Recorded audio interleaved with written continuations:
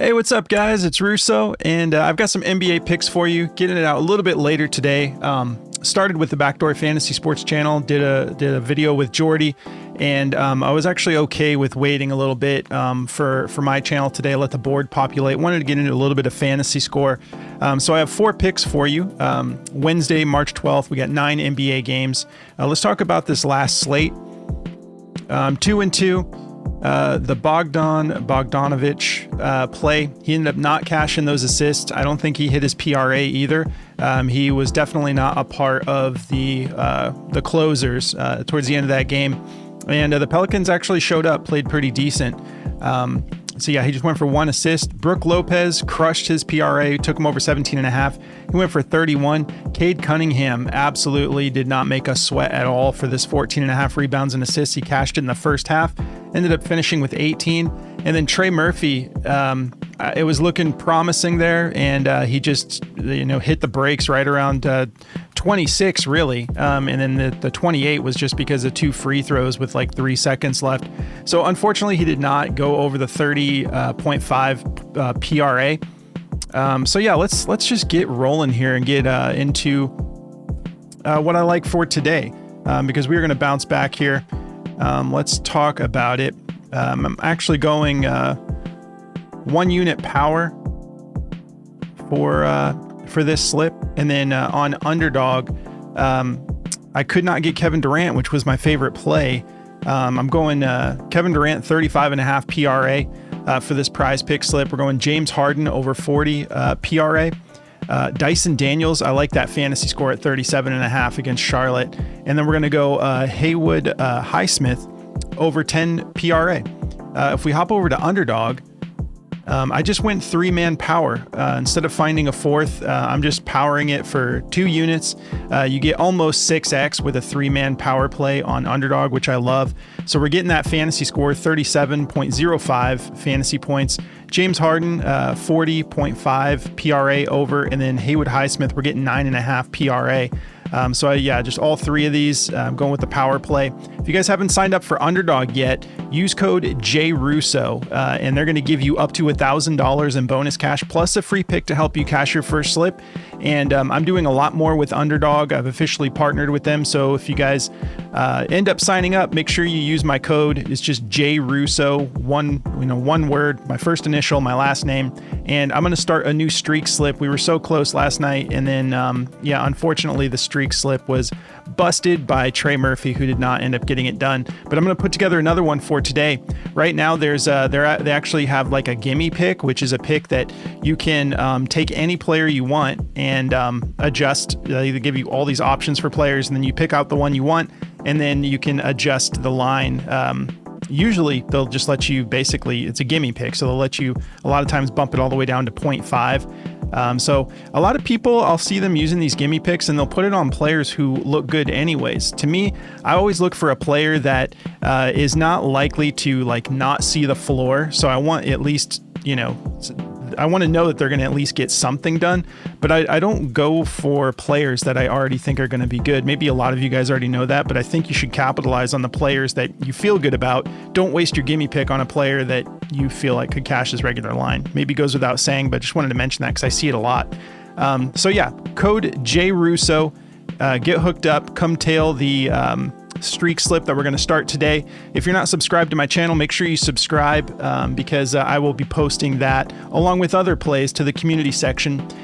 So let's get into the plays. If you guys don't mind, do me a favor, like the video, drop me a comment. I'll go down through the comments and look up plays for you guys, get back to you as soon as I can. We do that a lot on this channel, so I really appreciate the support. You guys have been killing it. It goes a long way. So James Harden, let's start here.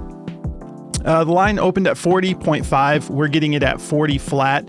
And that 0.5 makes a difference to me. You can see he's only done this once, just barely, out of the head-to-heads here against Miami. But we've got no Norman Powell tonight, and potentially no Kawhi Leonard. There's a chance that he doesn't play either. No, he's officially ruled out now as of 14 minutes ago. So no Norman Powell, no Kawhi Leonard. Feeling good about James Harden just getting things rolling. If you see, he's kind of trended up on his field goal attempts, averaging 12.7, but we've seen 8, 13, and 17. But we got 63%, 54%, 53%. So he's always shot great from the field, averaging 4.7 made threes a game in these head-to-heads, even though he hasn't always hit this PRA. He shot 60%, 56%, and 60% again. So it's a green light for him actually shooting. So we just need the attempts to be there. The rebound chances, 9 rebound chances, 14.7 potential assists in these matchups. Let's look at the specific matchup here. So if we go point guard, 10th in points allowed, 12th in rebounds allowed, 26th in assists allowed. Let's look at his last 5 because he's been really kind of popping off here. So yeah, 4 out of his last 5, he's got this done. We've got this game against New York where he just didn't really rebound that much, but came pretty close to hitting this. Could have been 5 straight, averaging 39.2 minutes a game, just 1.4 fouls, keeping it clean. Those attempts all the way up at 18.4. What did we say in the head-to-head? It was like 12 something. So he's shooting a little bit more often now already. And 46%, and then 11.2 three-pointer attempts, shooting 36%. We know he's better than that, though. Now he's playing Miami, who he's historically had a great shooting percentage against, even especially from beyond the arc, 50, 60%. So looking for his attempts to go up tonight. Let's look at those attempts. Yeah, even in these games, these last 2 games, he got it done. 49 and 46 PRA. That's just with 19 and 15 attempts. So 19 wouldn't be bad, but with Kawhi and Norman Powell out, I'd like to see his attempts over the 20 mark. So that's what we're hoping for. Still averaging the 9.2 rebound chances, 17.4 potential assists. So yeah, let's see. We got a note here. Okay, here's a note.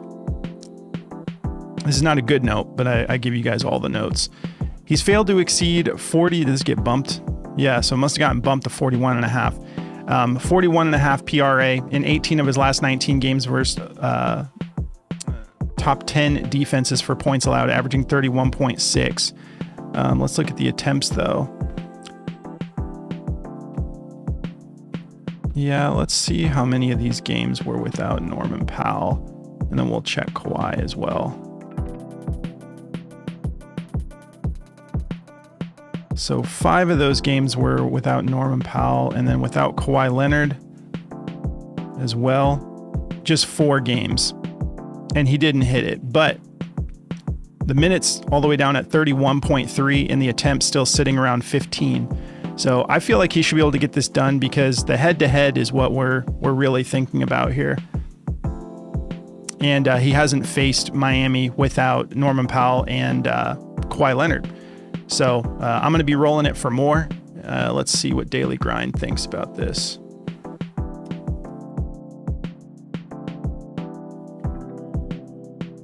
All right, they like his points over 24.5. They like his assists over 8.5. The PRA, they're not feeling the PRA, so go with your gut. Maybe you just want to take the points, the assists, maybe the points rebounds. They like that over 30.5, 51.21% odds to hit the over. They like his rebounds over 5 as well.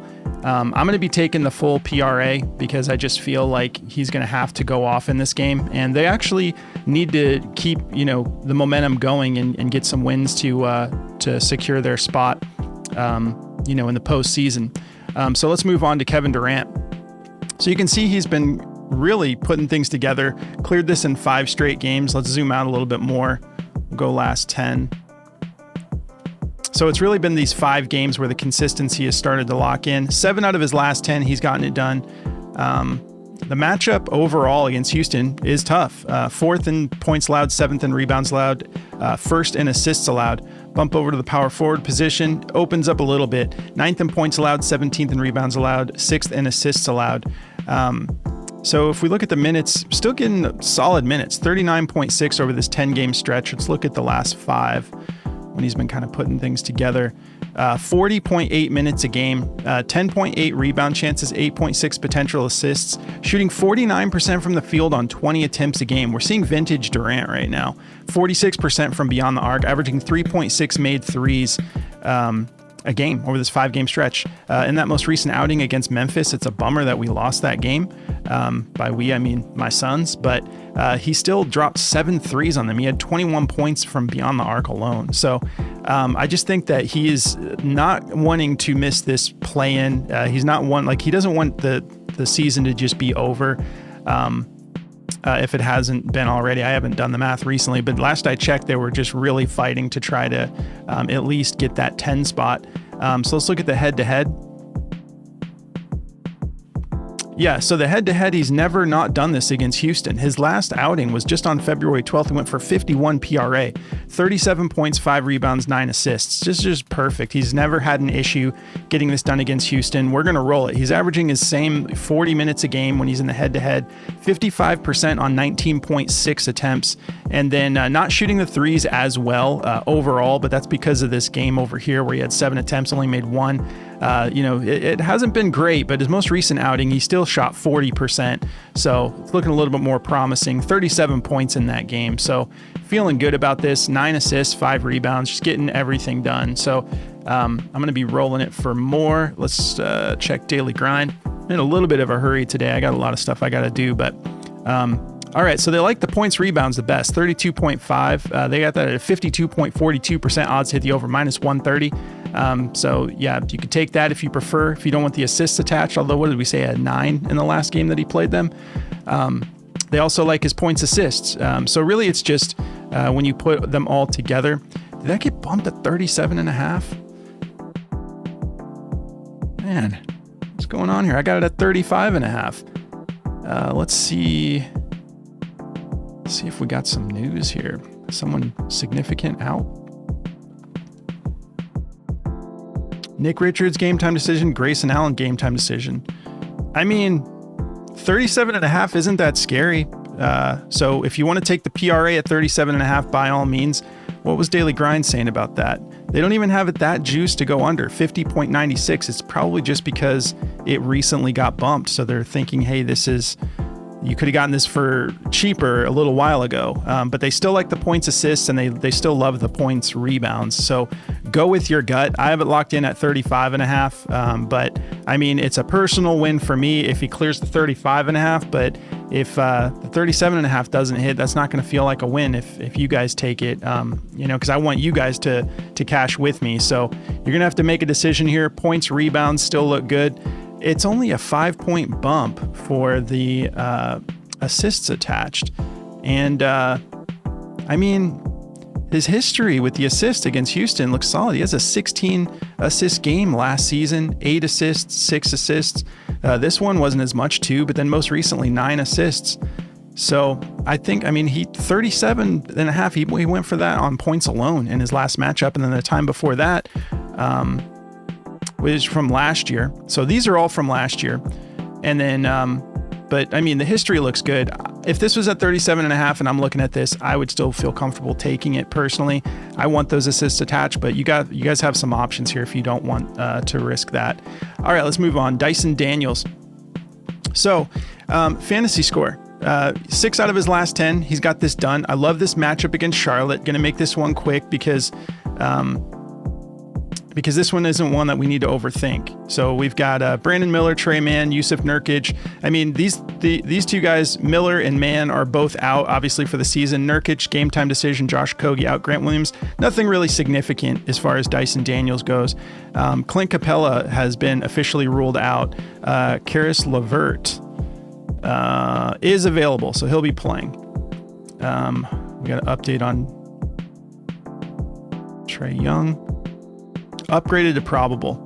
All right, so that I think I actually kind of like this better with Trae Young to distract a little bit. But here's the main thing about this: his defense is insane. So if we look at the blocks and steals, they have his line set at 3.5 because he's an absolute monster. I know this last 10 hasn't looked super crazy, but you still have like 4 out of his last 10. He's gone for 4 or more. Against Miami, he had 7 steals. We have 5 steals here against Indiana recently. And then the history, I think on the blocks and steals hasn't been super impressive, but but still it's going to get you something. These are both from this year. We got October 25th. He had 2 steals, 2 blocks, and then last game, 2 steals he got done. But the matchup, 18th in steals allowed, 22nd in blocks allowed. Here's a note about the blocks and steals. He's exceeded 3.5 blocks and steals in 6 of his last 7 games versus bottom 10 defenses for blocks allowed. Well, we know they're 22nd, so yeah, it's looking solid. I think that he's going to be able to get this rolling. Now, the last thing I'm going to mention is on top of all of the upside that we just looked at, for his fantasy score, if you look at what he's done at home, it's even better. So we got the home game tonight against a soft matchup, and he's cleared 37.5 fantasy score in 12 of his last 14 games at home, averaging 41.2. So we can get over this 37.5. I think he's going to be able to just eat on defense against Charlotte here. In these types of matchups, he's averaging 50% from the field on 13.2 attempts, 39% from beyond the arc, 1.1 made 3 a game, just 2.4 fouls. So elite defender, but not getting himself in foul trouble. And then averaging 35 minutes. So we know the minutes are going to be there. We know the matchup is there, and we know that he's playing at home. So feeling really good about it. Let's see what Daily Grind thinks. If they've got, it's kind of, you never know if they're picking up the fantasy score or not. They like his points over, 54.38% odds hit the over, minus 139. So that is heavily juiced. That's a green one. We don't get those that often. They like his assists over 4.5. They like his rebounds over 5.5. They're not feeling the PRA altogether. And that's about it. They don't have any of his defense listed, unfortunately. But we're going to keep it rolling. Let's wrap things up here. Haywood Highsmith. All right, so if we look at the head-to-head, kind of correlates with the minutes. He got 26.9 minutes the first time that he matched up against them last season, and he went for 8. So he was 1 bucket away from cashing the 9.5 that we're getting on Underdog, and that would be a push on Prizepicks. But then when the minutes were there, 36.4, he went for 16. So 10 more minutes doubled what he was able to do output-wise. Shooting 38% on 6.5 attempts, 7 rebound chances, 2.5 potential assists. In this head-to-head, only 30% from beyond the arc, so nothing too impressive, but this is a low line. Let's look at his last 5.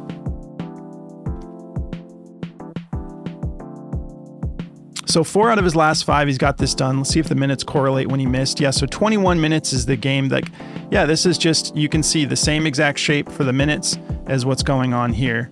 And obviously, like we saw, he doubled that head-to-head when he got 10 more minutes. So it's an exponential rhythm thing for Haywood. He's averaging 27.4 minutes over these last 5. Let's see the matchup specifically. So tough, obviously, Clippers. They're on a back-to-back, though, too. 4th in points allowed, 5th in rebounds allowed, 7th in assists allowed. We go over to the small forward position, and it really opens up on points and rebounds. 25th in points allowed, 22nd in rebounds allowed, 1st in assists allowed, so a little bit tougher there. Like we mentioned earlier, Kawhi is out, so that's going to help on the defense, especially to his position, small forward. Norman Powell, him being out just helps keep this game a little bit closer. Let's look at some of these over-unders real quick, then we'll wrap it up. So for the Charlotte Atlanta game, 241. So they're expecting a lot of points to go up, a lot of opportunities. 8.5 favor to the Hawks. And then we've got for Durant's game, 227.5 over under. Houston favored by 4.5, playing in Houston. And then for this Clippers Heat game, they're not expecting a whole lot of points in this game. 206.5 over under. Heat favored by 2. Interesting. Okay. And then what am I missing here? Oh yeah, only 3 because we've got 2 guys for the Clippers. All right, let's wrap it up with Haywood. Let's look at the note here from Outlier. This is a good one. He's exceeded 10 points, rebounds, and assists in 8 of his last 9 games at home. So he's averaging 14.1 at home. So we've got Kawhi Leonard out, softer matchup for him. And he's got a 89% hit rate at home. And on top of that, averaging 27 minutes a game in these home games, shooting 58%, still not taking that many attempts. But once again, this is a very low line at just 10. And then 7.4 rebound chances, 3.3 potential assists. So feeling good about it. Gonna be rolling this one. Let's see what Daily Grind thinks. Can't believe this time of day, the only downside is the lines move really fast. They're like very volatile right now. Okay, so they're not feeling the 10 PRA, so go with your gut, but this happens all the time. The reason that the optimizer is not liking it is because it's at 9.5 on these other platforms. So the points rebounds, they're not feeling that either. 50.55% odds to hit the under, -124. They do like his points assists. Actually, they don't really like it. It's just a 50-50 shot on the money. So there's not really anything that they're heavily favoring here. But I'm going to be going with the situation we've got here with the home games, the low line. Kawhi Leonard is out. Let's see. We also have Nikola Jovic is out. So let's see on the 2024 season how he's done. Is this all 2020? So he's already at a 54% hit rate. So more than half the time he clears this. Now let's take Jovic out and see. Terry Rozier game time decision. A lot of controversy around that dude right now, huh? So when Jovic is out, he's got a 71% hit rate. 12 out of 17 games he's gotten this done. Let's just check and see if Rozier ends up being out. We'll take a look at his note too. So there's only one game when they were both out, and he popped off for 26 against Atlanta. Oh wait, that's the head-to-head. No, yeah, of all people, the last time that this happened, if Terry Rozier's out, yeah, he was playing Atlanta last time that happened with both of those guys out, and he went for 26. So he absolutely popped off. What were his minutes like? Still 27 minutes. So the attempts must have gone up. Still 5 attempts. He just shot 4 of 5. They were all threes, 80% from beyond the arc. So you got to love it. 10 rebound chances, 6 potential assists. He turned that into 7 rebounds and 5 assists. So great outing for him. Let's hope that Terry Rozier is out in addition to Jovic already being out. So yeah, I'll take this over all day. This is actually a play that I was thinking about bumping up. I was going to bump it up on Underdog, but it's at 19.5. If you bump it, might see what the demons look like on Prizepicks here. Sooner or later, I want to show you guys this sort of trick that I don't know if it's a trick, but it's this thing I do with the Underdog flex plays. I'm just going to break it down at some point for you guys, but it's a really interesting approach to like 3-mans. I do it with a 3-man and I flex it, and I take like one player and bump them up to like a ridiculous, like Highsmith might be a candidate for that. When you're getting like a 10x on one, the trick is it boosts the multiplier for the flex significantly, like the second. So you get to a point where you've got 2 of 3 still gives you significant winnings. So even if Highsmith were not to hit and you bump that up like 10x, all you need is your other 2 plays that are easier to hit. So I'm going to keep sort of brainstorming it, but I might try something like that. If I do, I'll try to give you guys like a little breakdown. I'll type it out, explain to you the logic behind what I've been messing with Underdog. But guys, I appreciate you so much. Thank you for tuning into the show. If you guys want to check out the DFS optimizer from Daily Grind, it's an awesome tool. I've partnered up with them. If you use code JRUSSO at dgfantasy.com, you get 25% off for as long as you want to lock it in, all the way up to a year.